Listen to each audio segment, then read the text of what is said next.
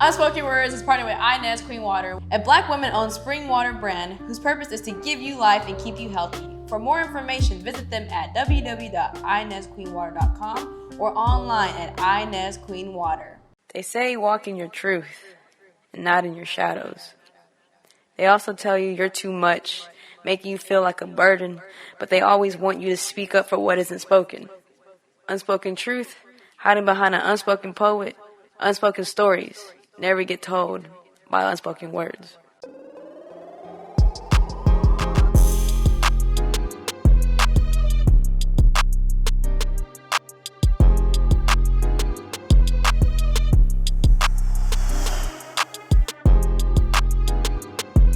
Yo, what's good? It's your girl, Becky the Poet. Welcome to my podcast, Unspoken Words. We're at episode 94. I think I lost count already.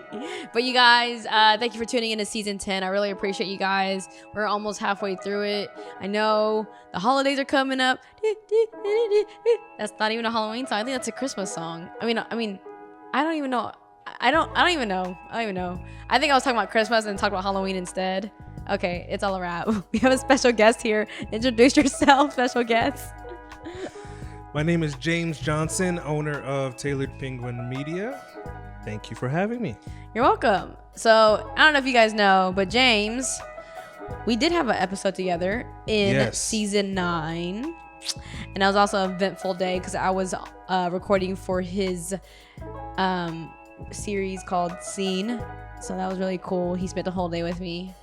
We did a lot of cool stuff. You should go watch it on his Instagram. Okay. So for today, on our car ride, I couldn't help but keep thinking about the word niche. Like, we talked about it, and then it came up in other conversations. So tell us what your definition of niche is. I would say a niche is a specific focus of your industry. For example, in video production, you have people that do music videos. Right. That's considered a niche. You have people that do just interviews or talking head videos.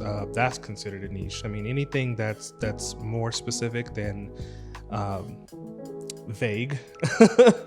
So video production in and of itself, the term is, vague. What kind of video production? Right. So once you specify, that would be considered a niche. So I know you're a videographer, but we also talked about how you could be a photographer if you wanted to, or you just sometimes throw it off to other people, How did you decide to choose videography as this is my go-to, as because sometimes photography could fall into the same category? Well, I decided that video was the way that I wanted to go because I enjoyed the process of telling stories. And while you can tell a story with a single photograph, it takes a lot more thought into how you compose that one shot. Right. And so I didn't have the patience to be completely honest. I didn't have the patience to come up with an entire story in one frame. Well, don't you let them do it?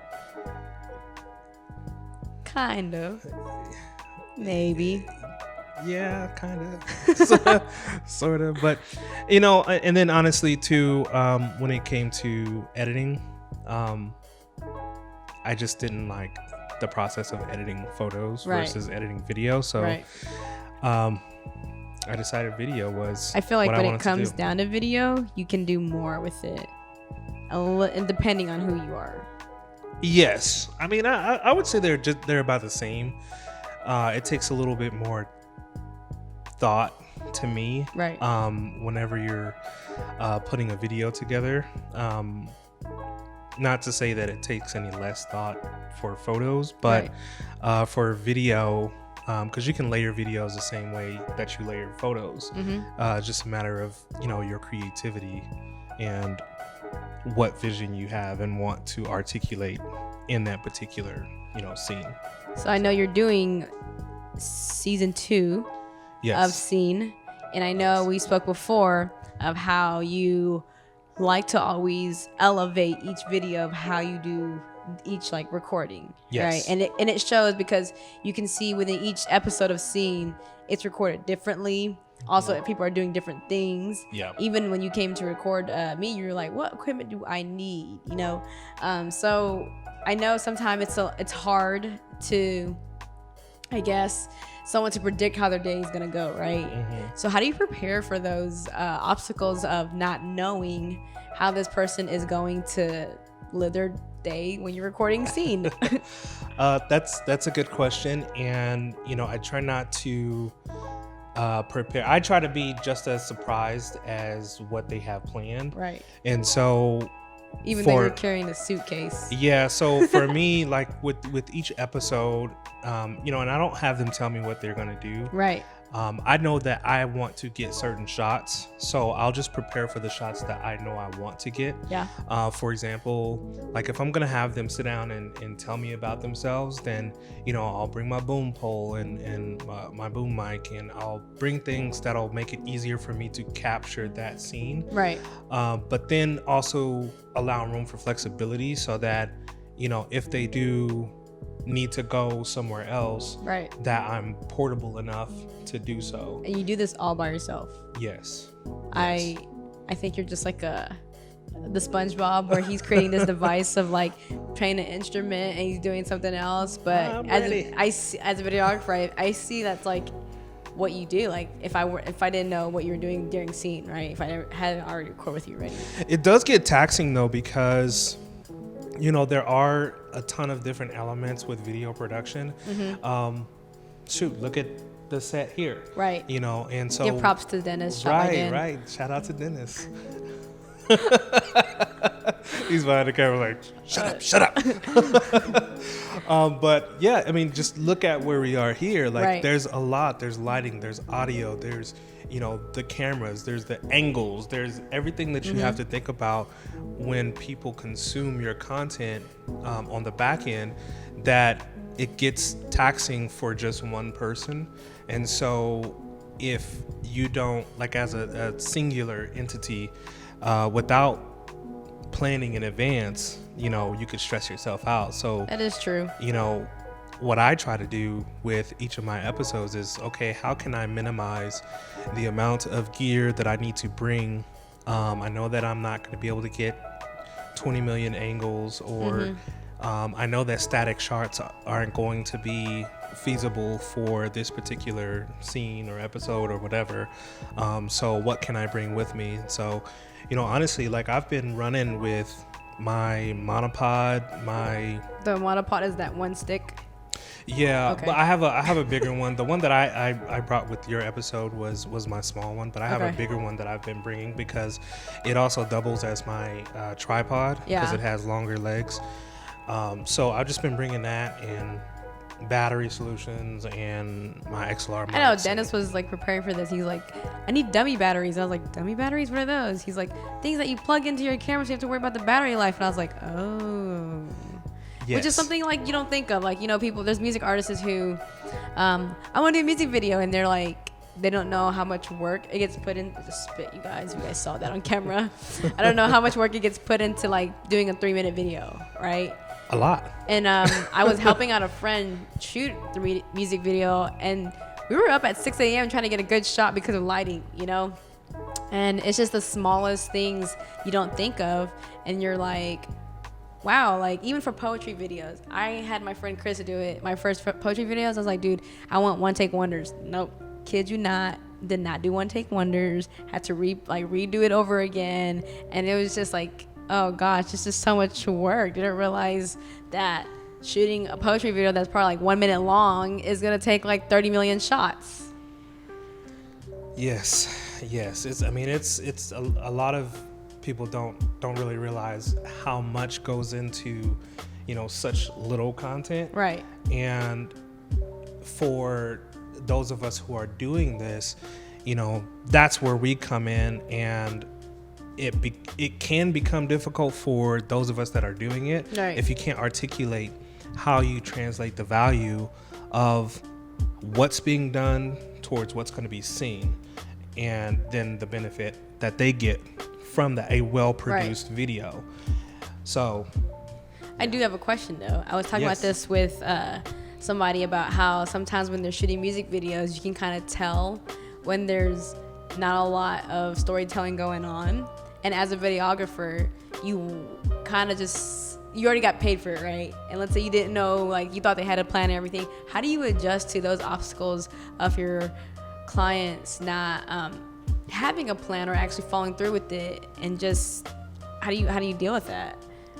For music videos specifically? Sure, yes.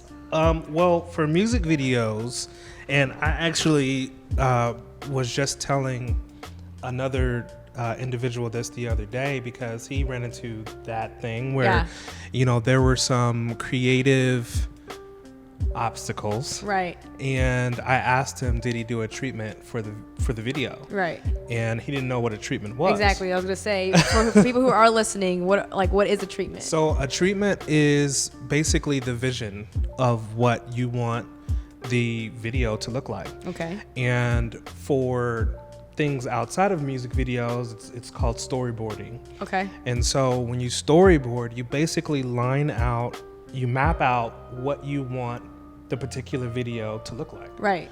And so specific to music videos, it is, what scenes are you capturing? What look are you going for? And with all those things put together, there's your story. Okay. And so there is no question after the fact, because you already, and normally what happens is the treatment gets submitted before the music video is shot. And so if an artist is being managed, the treatment is either accepted or rejected. Mm-hmm. They can go back to the person who created the treatment and say, hey, we really don't like this scene, this scene, this scene. If you can change those scenes to something else, we'll look it over and then approve it again, or approve it and come back. And so they could either do that, or they could just reject it altogether and go with somebody else. Hey, that's business right there. But having to say no, it's not good, y'all. Yeah, so that leaves it in the hands of, the artist team, mm-hmm. To decide whether this person can accomplish this look based on, past things that they've done. Right. And so before any money is exchanged, let me see what vision you have for this song. That's good business, I think. I'll tell you let me that. see what vision you have for this commercial, right. etc. And so without doing that, people are really going into shooting music videos and anything else mm-hmm. without a plan, mm-hmm. which normally doesn't. I'm gonna tell you that. Out there. I walk into poetry visuals and I'm like, I don't have a plan. Let's just walk. Let me walk and do poetry. And watching people have different, when they actually have a plan and a storyline, it's different. It is. And it's more impactful when you watch it. I mean, I cry watching proposal videos, but it depends on how the proposing is done. It's the storytelling, it's the correct music, which, a lot of that you don't think about creates a story, It also shows that, without doing that pre-production, that you didn't think about what you wanted to do. Mm. And it translates in the video. Right. And you can see the level of experience, I guess, so to speak. You can see the level of skill and how much they planned before they shot. So I know during this pandemic times, we've had times to do other things. Have you dived into something else besides videography? No. So have you just elevated your videography skills? Yes, in that regard. I've really focused on how to tell a story, right, and ways to tell stories. Okay. My passion has, sort of not shifted away from videography, but just more into, how to tell a solid story, right, and how to grab people's attention. And so then taking those lessons and then trying to apply them to the videos that I create. Right. And I think it's been pretty good. That's so far. Good. I like how some people have dived into different things, but people like you who've like to perfect their craft more, right? I mean, there's really no such thing as perfection, but I will say that we try to do better each time, Yes. which is great because you kind of have to go through these trial runs to get better. I mean, there's lots of mistakes that can be made like beforehand, and we have to look at those and just be like, all right, we made a mistake here, we need to do better, And I like how this to hear different stories of what this pandemic has done for people. There's times are changing, and that's pretty much what this season's about kind of just like during these times, what have you planned for the future? So 2021 is coming up. That's so scary to sound because I literally feel like 2020 was just a blur and nothing. Like I didn't live through 2020, right? Because It was a blink of an eye. right, because of what's going on now. But for Yes. 2021, what goals do you have for Tailored Penguin? Good question. You're probably like, What? I have a couple months left to think about this. No, I've actually thought about it over the last because I'm preparing. Okay. So for 2021, I'm really going to work on further defining, my market and my targeted market, and I'm really shifting focus away from those one-off videos to more long-term clientele. Okay. So have retainable contracts in place so that I can still continue to work on the business and not work in the business. Nice. You know what I mean? So have those clients that, are repeated and, It's kind of like a restaurant. You want your regulars to come in more often. Right. So, that's one of my big goals for 2021. Another big goal I have is to really dive into the government space. And so, I finished probably about a month or so ago, I finished finalizing all my government certifications or whatever so that I could, basically contract out to government entities. Okay. And so as a video production company, that's pretty major. Right. But the next thing I have to think about is how do I do that as a single person first, or as I get started, and then how do I scale that going forward? Right. So then I have to start thinking about hiring people and what that looks like. And Working with people. yeah, well, I'm used to working with people already. Just what elements do I need to be on the lookout for? As a video production, Right. Company To build your team. Yeah, to build my team, and who do I have my eye on already? Because I could operate a camera, I could do lighting, I can do audio, I can do everything. But then, Right. when you're talking about scaling, what is it that I want to delegate, out to different people? Nice. So I think something it's hard. Like if you never had employees, it's hard to delegate tasks to them because you have to develop trust. You have to develop, yes, like you kind of just have to make sure that everybody knows what they're doing before you throw it at them. Right. Because then you run into anxiety of like, are they doing it correctly? Did they meet my needs? Et cetera, et cetera. Right. So as I move into, this next year, it'll really be defining because pitching to government entities is pretty black and white, and they basically just want to know if you can do it, and if you can, okay, great, boom, let's Right. let's go. But if you can't, then they're not gonna waste time with you. Well, that's a big So, goal, and yeah. I hope to see you there in 2021 because I'll be watching you because I love your shit. Thank you. But I like to end this podcast like on a positive note. Yeah. So give us a joke or a positive quote, and then end it off with your social medias. I don't know any jokes. I'm horrible. I don't know any jokes. Like Not even any dad jokes. I don't either. It's okay. I just get told them. But or a positive saying, right? Okay. One mantra that I really grab onto and I hold close is, and I can't remember the guy who says it. It's not or Gandhi, right? I'm just kidding. No. It's I can't remember his name. I have him on my social media, but anyway, he says, want success as bad as you want to breathe.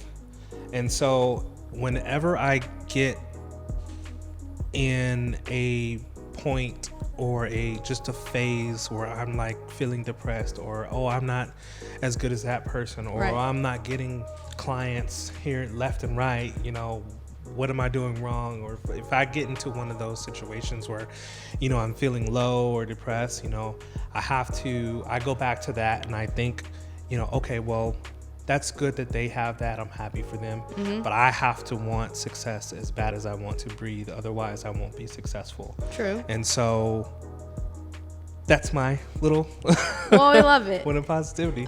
Drop us your social media. So you can follow me on all social platforms, YouTube, Facebook, Instagram, at Tailored Penguin Media. Whoa, did you change it? Yes. Oh, I didn't know that.